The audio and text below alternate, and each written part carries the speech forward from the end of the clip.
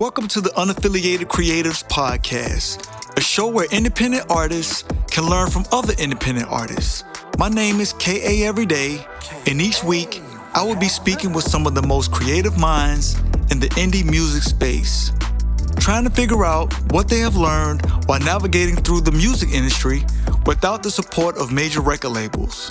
This podcast is brought to you by the good people over at King Neppy Studios and powered by Red Weasel Media. Thanks for tuning in to the Unaffiliated Creatives Podcast. I'm your host, kaeveryday. This is the indie artist safe place, so take off your shoes, get comfortable, and stay a while. Do us a favor and please rate the show. And if you have any feedback for us, please email us at unaffiliatedcreatives@gmail.com. The snippet you heard playing was a song titled Do What It Do from indie artist Rob J from his latest EP, Phases. Now that everybody has taken off their shoes and gotten comfortable, Rob, what you been up to? What's good, bro? Appreciate you having me up here. You know, we grinding and getting it. It's a brand new year, 2023. We excited, we energized, and we pumped up. So we outside. Outside, huh? Yes, sir. Yes, sir. Yes, sir. All right. So tell us something about yourself that most people don't know already. Most people don't know. All right, so here's a fun fact. So before I started doing music, I actually was interested in like the business aspect of everything first. And I wanted to actually study marketing and all that stuff. So that was actually supposed to be my permanent career, you know what I'm saying, before I chose the music. But, I just went ahead and went more with my passion and what I felt was more calling, you know what I'm saying, in my heart at the time. I ended up choosing the music over, my business and stuff. So, little fun fact. I was almost your marketing person. You know what I'm saying? So that's how that worked out. Oh, so when you first started, you wanted to be a behind the scenes kind of guy. You in front of the camera. Yeah, you know what I'm saying? Not even the camera type. And growing up, I was a part of plays and everything like that, but it was never really my goal for me to be like, oh, look at me. And it's kind of different because that's how most, child stars or, younger stars start off is they just knew they had a calling to be in front of people and do this and this. And then that wasn't even my case. I was always been the laid back kind of guy, you know what I'm saying? But, once I really started getting into the metrics and how things work, it was I got to lose the shyness. And, now I just opened up. So there you go. So talk to us about your earliest memory when it comes to music. I would definitely say my earliest experience was, and they happen around the same time, maybe either school play or a Black History program. Everybody does the I Have a Dream, Martin Luther King speech theme kind of joint where, you get up there and, you stick with Dr. King meant to you and all that good stuff. Shout out to him, by the way. We just had, Martin Luther King Day. But it was kind of one of those programs, and we did Lift Every Voice and Sing, which is dubbed the Negro National Anthem. So everybody's in there, and I come home, I'm practicing my part, and my mom is hearing me. She's like, oh, snap, yeah, she got a nice sound with you, you know what I'm saying? So we really worked that program, and, I was blessed to have one of the lead parts. And it just kind of solidified it from there. It kind of, encouraged me and encouraged her because she saw I was good at it, and she just pushed me. So it was either that or just me being a part of all the children's choirs and church programs. Those are definitely my earliest memories of, starting music off, my foundation. All right. So speaking of church, can you talk to us about singing in church at a young age and how that has transitioned you into where you are now? Yeah, most definitely. So it's the church is kind of unofficially everybody's, kind of start a foundation. It give you that boost to get up there and do it. It's a free platform to perform and express yourself because they're not charging to be up there. So it just really kind of gets you out of your shyness. You're singing in front of the church, every week. And then the thing about the church people is they're going to keep it honest with you how you sound. You know what I'm saying? So if you're not really sounding the best, they're going to encourage you. They're going to be take your time, baby. But at the same time, they're going to give you that real, hard feedback, or somebody going to be like, hey, you could have did this better. You know what I'm saying? So church is always kind of like that melting pot where it just kind of like gives you the confidence to keep going. And you learn a lot of things, like, you learn like harmonies, how not just to be singing over top of everybody, but to know your place, you know what I'm saying? Learning new songs, learning the lyrics to songs without looking down at your hand or looking down at a sheet. So it was a whole bunch that I learned from church that, stuck with me now. As far as just being a professional with my music and, doing things the right way, and even some of like the technical side of singing, you know what I'm saying? So it definitely gave me a lot of confidence and, just like the foundation and everything. For sure. All right. So can you tell us, so what is it like in the day in the life of Rob J? In the day of the life. So, shoot, my days start early, bro. I'd be up at like 6, you know what I'm saying? Because I believe in using the majority of the day. So we start off with 6. I have a business I run now too called New Up Society. It's my brand. So a lot of times I get up, I'll try to go ahead and write out the agenda for the brand stuff, because we have a whole lot of behind the scene business stuff that we do on the regular with that, just to keep everything going marketing wise, all that good stuff. So I start up in the morning, grab something to eat, work on my plan. I incorporate like a lot of good time in there for my family and everything like that too. So, it might be some things that, my dudes might need to get done that I help her out with, just kind of open that space up in time. After that, man, go to the studio, so I'm in the studio all the time, cook up, record, write, just kind of check and see, anybody was trying to work a collab or anybody that I reached out to me. And, in night times, man, just come up with creative content and ideas on how to improve myself. I'm big on planning, and gotten better. It's one of my goals for this year, to really sit down and just plan and map out, get everything done.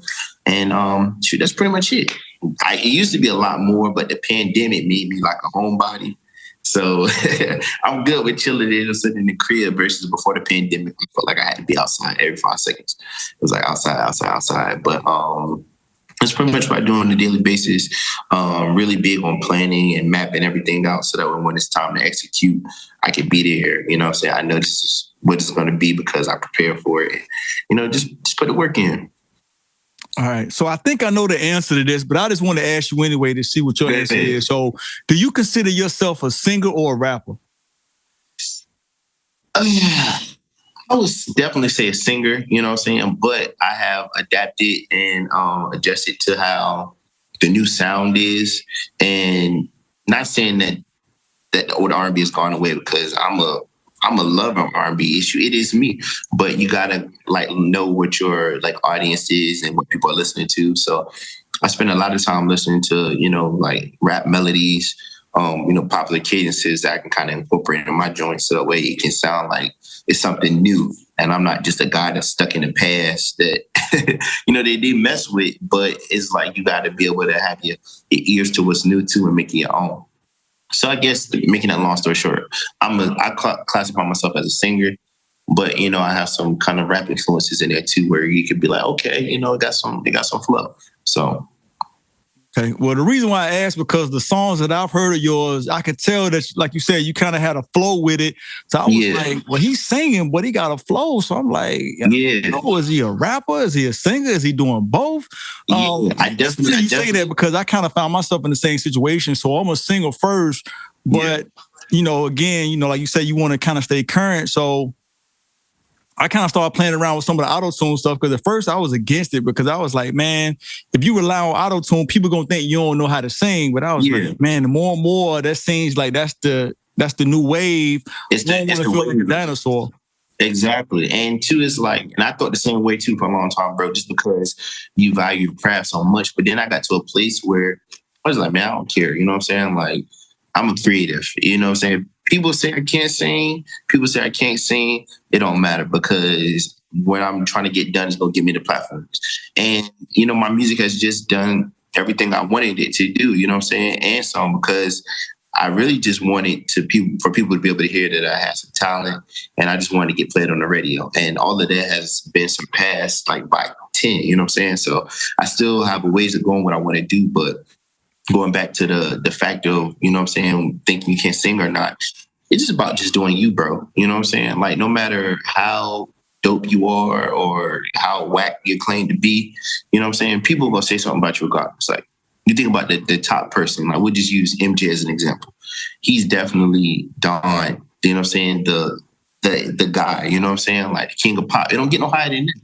And look how much negative stuff people got to say about him now. They make blogs about him, like, oh, Michael Jackson wasn't really this talented of a singer.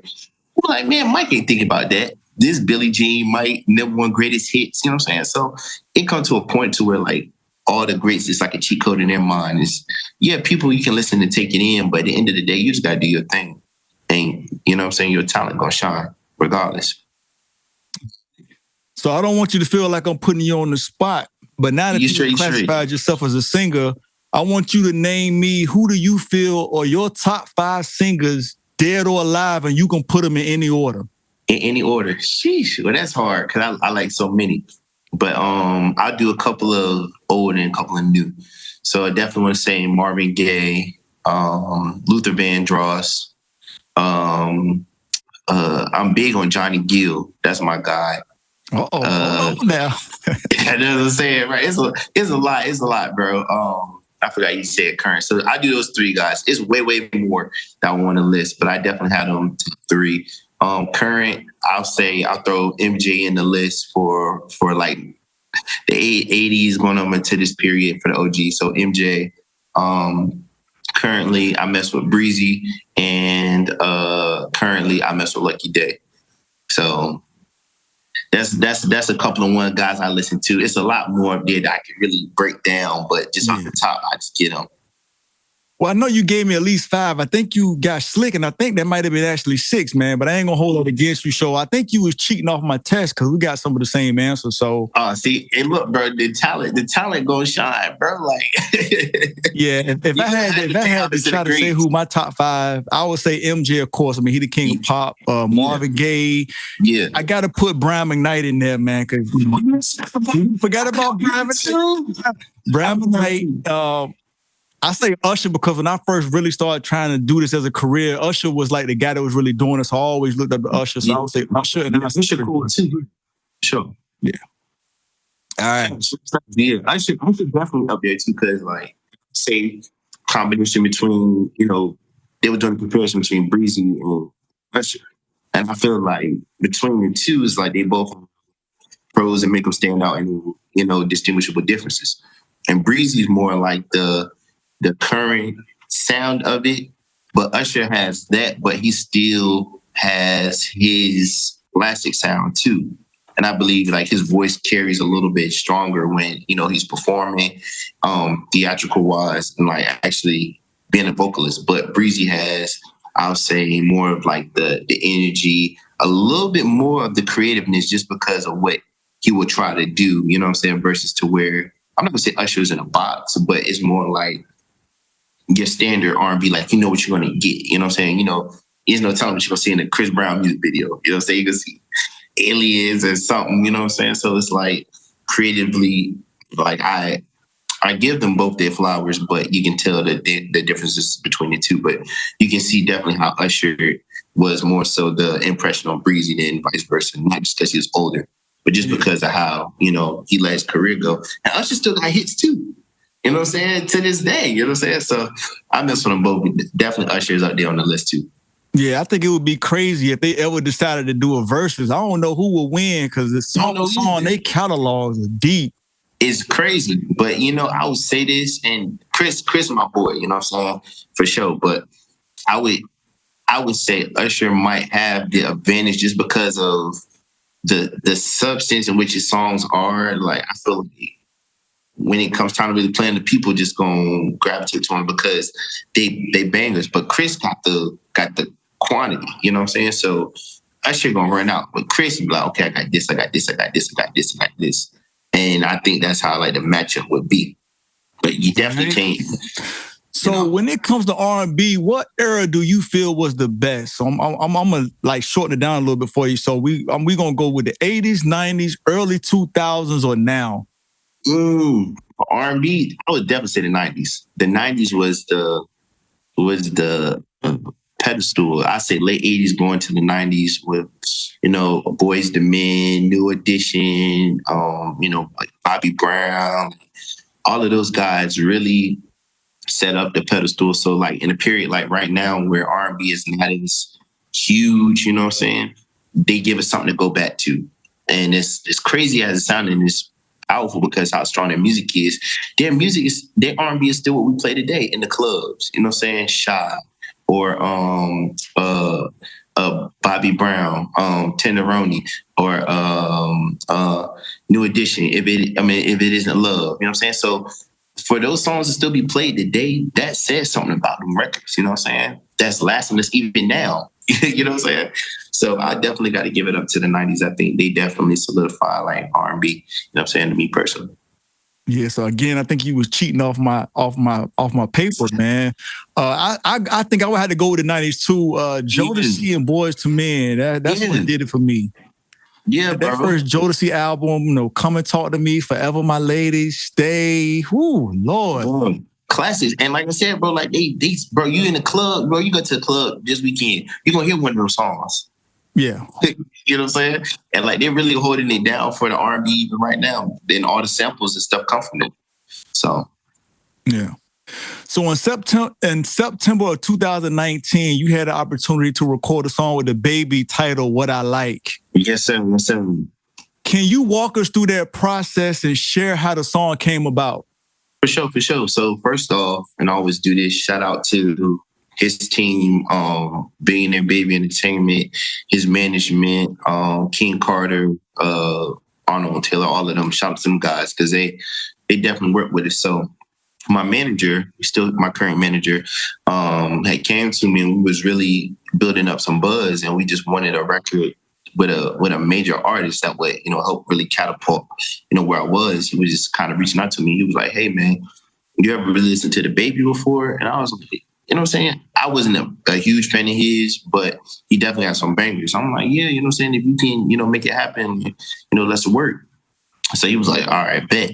And so he just went on a prowl, like trying to find out the information on the internet, like, looking up who was the manager. And at the time, we caught him real good time. Like he was just about to get ready to put out Suge. So we caught him right at the right time. So he's looking through his stuff. He ends up finding his manager's information, and his manager has a Google number. So he's like, bro, I found something, but I don't know if it's gonna work. It's worth a try. I'm like, try it. You know what I'm saying? Like, you know what I'm saying? It might work. So he calls the Google number, and the Google number actually works. So now he's talking to this man's direct manager. So he's like, explaining, who I am, what I got going on, where I'm from, what we're trying to do. The manager's like, all right, bet, you know what I'm saying? Like, we'll see what's up, and then, we'll hit you. And then, so he told me that. I'm like, man, the Baby ain't about to reach out. Reach back out to me. Like, I'm confident in myself, but I just know how the industry works and, how they're trying to connect people. So then he's like, all right, cool. So a couple of days later, he hit me back. He's like, yo, like, they hit me back. He was like, send him something. I'm like, all right. So, my catalog got stuff, but I wanted the song to be something fun and dope, and I didn't want it to be nothing I just had sitting or, past idea. I wanted it to be something cool, you know what I'm saying, and new. So I'm like, all right, let me work on something. So now I call my producer, Kim Mill, and we get in the studio, we cut the track up, we made the track for him, and we send it over to the Baby. Within I think we did all stuff within a day period. So then I let my manager know, I'm like, I got something for you. Like, let's send it over to him. He's like, all right, bet. So we go and send it over to him. And his manager's texting him. He's like, look, man, like, we gonna rock. But if it ain't something that he want to get on, then it ain't gonna, it ain't gonna fly. And I'm like, sheesh, that gave me more pressure. I'm like, damn, like, you know what I'm saying? Like, even outside of business, it's like, he got to at least rock with it a little bit for him to get on it.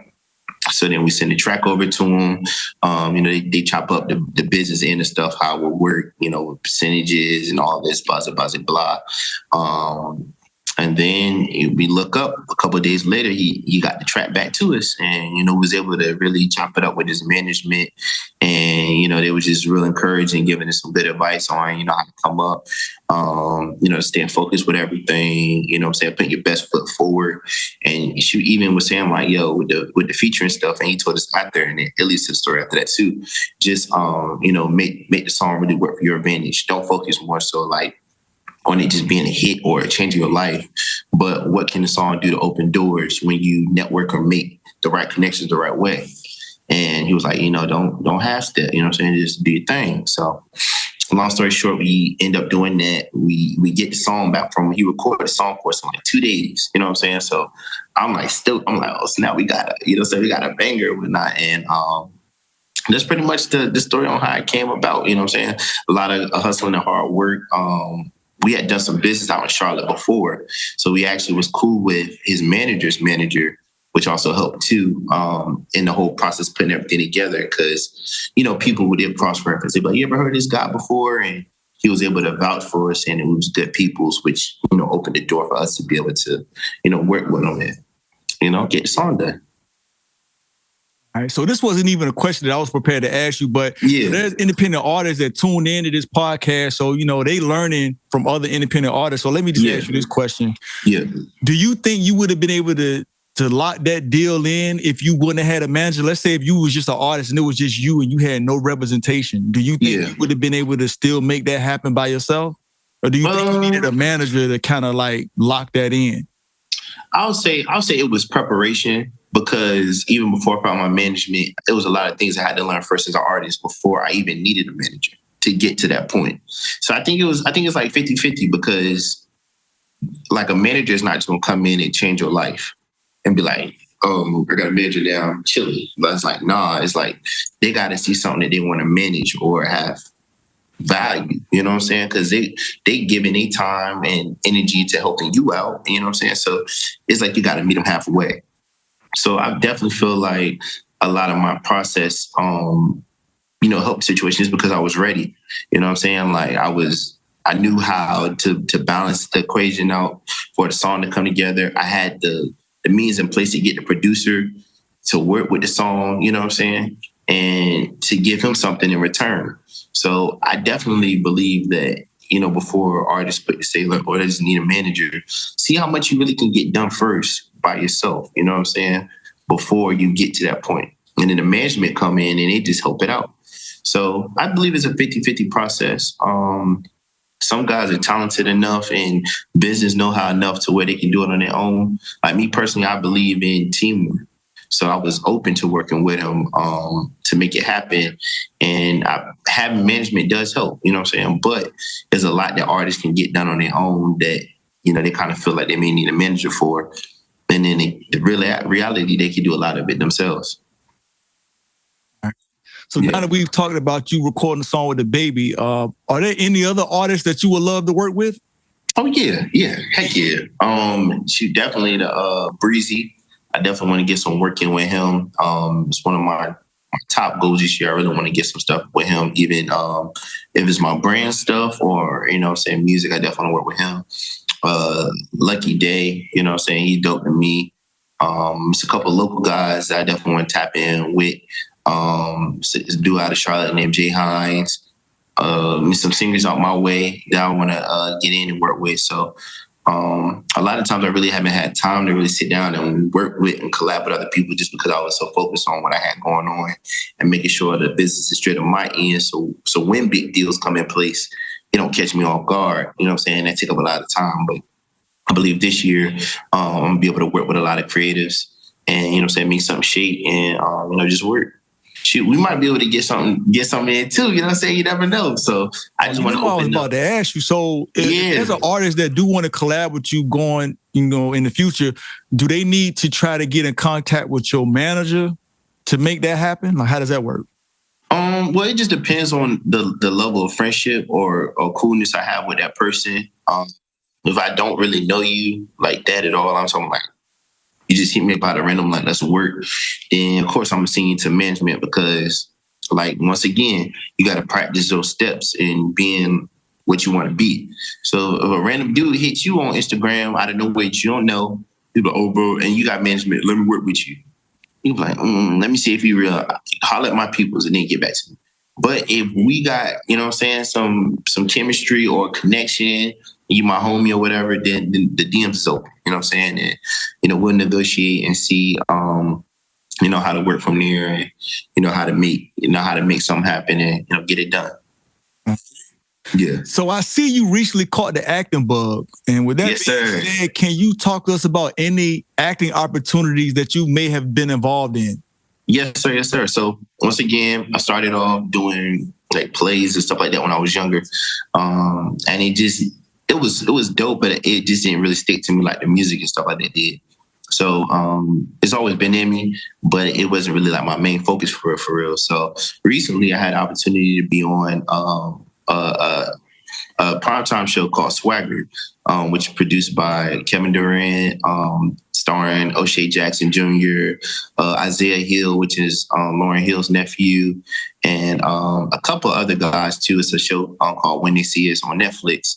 The young dude Yusuf, he is on the show as well, and Mac Wilds and Orlando Bloom, or Dr. Lee. Everybody know for Dr. Lee from Drumline. He was on the joint too. So I was blessed to be a part of that opportunity from a friend. And it was just like, yo, I think you would be good on this show, like, sending in stuff in. And I'm like, all right, bet, you know what I'm saying? So I go in and send them my information, and he hit me back, and I was, casted on the show. So you're going to see me in there in the choruses and, filling in. I'm a part of a role of a fraternity brother on the show. And, as you go in, the young phenom, he's like a basketball player phenom, and he's just trying to find his way through life. And now he's at the stage where he's trying to choose colleges and stuff like that. So he's intermingling with college groups and all of that stuff, and just dealing with the pressures of being a young phenom basketball player. So somewhere in between there, you'll see me, saying my little part in that. And, it's definitely gave me back that spark to want to pursue my acting, get back into it. All right. So it sounds like this is not just a one-time role that's going to be on just one show. This is going to be a recurring role that you might be in. Yeah, you're going to see me a couple times on the show. You're going to look up and, find me in it. Like, okay, there's Rob right there. So it wasn't like no major, like, speaking parts, like, as of yet. I might have had like one line or two, but I definitely was blessed to be in the room and, be able to assist in, what was going on, and, met some great people that's going to be able to put me in position to be in some pretty other dope shows coming up, you know what I'm saying? And shoot, for my first time being back, and this one being on Apple TV and, having that production there, it definitely wasn't it definitely wasn't a bad start into, getting back out there for sure. Yeah. Well, I like what you're doing, man. Keep up the good work. Appreciate it. So this podcast is independent artists learning from other independent artists. So let me ask you before you get out of here, what mistakes, if any, have you made so far in your music career that other artists can learn from? I'd definitely say not believing in myself enough. Like starting off, I had gotten to like a situation as to where I just did it because I felt like I wasn't, my talent wasn't going to take me anywhere. I didn't really know my worth as an artist. And I just kind of jumped at an opportunity that I thought was, super great for me. But that wasn't really the case, a matter. And like I said, all of that led to me not believing in myself. So going back to it, and not to sound cliche or like that guy, but put you to sleep. But you really got to believe in yourself and yourself, because people going to come, they're going to throw you whatever they got in their mind they want you to do. You know what I'm saying? And they banking on you to not know your worth, because then they can get you to do anything. You know what I'm saying? Just because they know, oh yeah, he don't know his worth for real. So we're going to do this, or we'll throw him this, or he'll just do this, or they'll pick you up and then they'll have you, but then they'll put you on the shelf. You know what I'm saying? So I definitely say I'm guilty of not believing in myself, you know what I'm saying, starting off. And it's something that a lot of artists go through, because, it's not the hardest thing for you to lose belief when you see either people around you blowing up, or you feel like you're dope, but you're not getting no recognition, or you got people hating on you early. All that stuff affects your confidence. And for people to say that it don't, they lying. You know what I'm saying? Like, you're an artist. What they say? I'm an artist. I'm sensitive about my ish. You know what I'm saying? Like, exactly. It's real. You know what I'm saying? So for somebody to come in and be like, man, it don't fit me. It do. You know what I'm saying? And even for you to bring up that it don't affect you, show that it affects you. Because if it didn't affect you, you wouldn't mention it at all. You know what I'm saying? So I definitely say like believe in yourself, like believe in your craft. Try to learn as much as a business as you can. Look at your contracts, situations, learn about where your music is going, learn about ways to get paid for your music. You don't gotta be breezy to get paid for your music. You know what I'm saying? Like you just gotta know the technical ins and outs, you know what I'm saying? So those are all the stuff and mistakes that I learned in the beginning just from wanting to be an artist and just wanting to sing and make songs and perform. Like there's levels to it, you know what I'm saying? And as you go and learn, like your eyes open up to what's really in front of you. And for some people, that's enough for them to make them realize, hey, I'm maybe in the wrong industry. I maybe don't need to be doing this. And that's the situation too, you know what I'm saying? Or it could be vice versa and you learn it, you're appreciative for it, and it takes you far. So that's definitely something I learned in the beginning that I would tell artists like, yo, like really know your value, know your self-worth. You know what I'm saying? That's going to take you far. Don't feel like you got to do something just because some dollars on the table. Because if they're willing to offer you this, then somebody else is willing to offer you that times 2 or 3. You just got to find them and be patient with yourself. Is there anything that I should have asked you on this podcast that I didn't ask you for whatever reason? I think you hit the bases, bro. Maybe just that I got some more music coming out. You know what I'm saying? I'm working on the way, and I got some dope stuff cooking up this year. I'm excited to be back outside. The pandemic pretty much took off 2 years off everybody's career. You know what I'm saying? So I feel like this is the first time that me, because I'm a people person. I like when I make my art, I want to be able to let people hear it, perform it, meet people. You know what I'm saying? So I feel like this year I have a fresh start at starting that up and letting that really start from January all the way to the end of December. Lord forbid that no other sicknesses happen and that's saying that like that. But I feel like this is like my first year in like that time space where I can really just go hard and push and promote. And I know a lot of other artists are looking forward to doing the same thing and are going to be doing the same thing. So. But before we get out of here, tell the audience where they can find you online. For sure. So everybody tap in right now. My name is Rob G Official. You can find me on Instagram at Rob G Official. Snapchat Rob J Official. My Twitter Rob J Official 1.